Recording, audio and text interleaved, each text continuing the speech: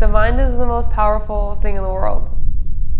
My mind can have the ability to make me do incredible things, and it can totally crush me. Snowboarding is so mental, and I'm still having to work on my mental game to try and get it better, because it's 90% mental. I don't necessarily look very First Nations, so I've definitely heard people make comments when they didn't know that I was from a First Nations descent. You might not look Native, but you are. You know, that hurts to hear someone make a racist comment, and it's definitely easy to get caught up in those stereotypes and feel shame about where you're from. I hate to hear that, because I think the First Nations culture is so beautiful, and I think everyone should be very proud to come from that. What's really cool about snowboarding is being able to clear the noise. There's nothing else on my mind. That's kind of how it is when you compete, to have the mental strength to shut everything out. And you don't get it all the time, but there are those days when it's just silent. It's like you're not even doing it. It's almost like you're watching yourself do it. It's such a cool feeling. You've practiced it so much, and you know your run so well, and you're so focused that it's just happening. It doesn't happen all the time, but that's the peak of competing, is when you get that focus, that you basically are watching yourself do it. Like an out-of-body experience. Everything is so in sync that it's literally like autopilot. I think just everything that happened, how much I'd been through, how much I persevered through. You almost expect the fairy tale ending, but I was up against it going into those games. I just started to get aches and pains while training, lots in my knees, my ankles. I just attributed it to not stretching enough or old injuries.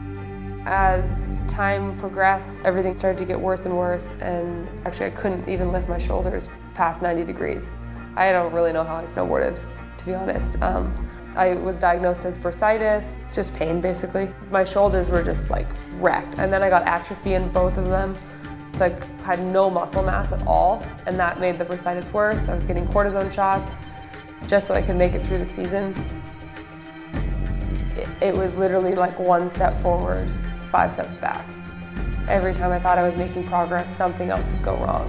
I got a Baker's cyst in my knee, and it fills up with fluid so much it almost pops out the back, and then you can't bend your knee. It's awful. That finally got better, and I got back on snow. It did pretty good, but then my feet started to really bother me. So when I got home, we found out I had capsulitis in my toes. Okay, what is going on with my body? I'm the weakest I've ever been. I hurt all the time. What's happening? My body just exploded. I would wake up in the morning and I would literally be scared to open my eyes. Because I knew how much it was gonna hurt. I would have to psych myself up. Okay, sit up. You can do this. You just gotta sit up. And then once I finally did that, to put my feet on the ground was another thing. I was okay, this one's a bad one. You gotta put your feet on the ground, you gotta stand up. And I would have to walk down my stairs at my house with one hand on the railing, one hand on the wall, and a foot on every stair. And that was the point where I was there is something seriously wrong with me. This is not normal.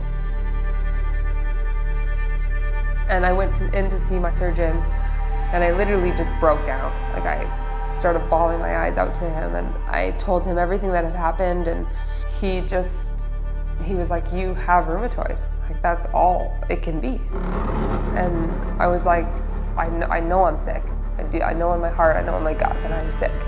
I just bawled my eyes out. I was just so far gone. With that set of injuries and waiting to find my diagnosis, it was heartbreaking to not know if or when I would snowboard again. And at that time, I just couldn't see the light at the end of the tunnel. Joint disease, high impact sport. How are those two gonna go hand in hand? I was in a really dark place. I was super depressed. I think I've been through a lot and didn't share with people what was going on with my health, and I think that's kind of my way of coping with things. But when it got really bad, like I definitely, looking back, I wish I had spoke to people more and I had have opened up to people and leaned on people more. I do feel lonely all the time. I mean, it's it's this very singular thing that I do, and it's a lot of time on the road and a lot of time by yourself. Sometimes I wish I had a regular life could see my friends all the time, see my family all the time, and have a boyfriend. And it's so funny how you always want what you don't have.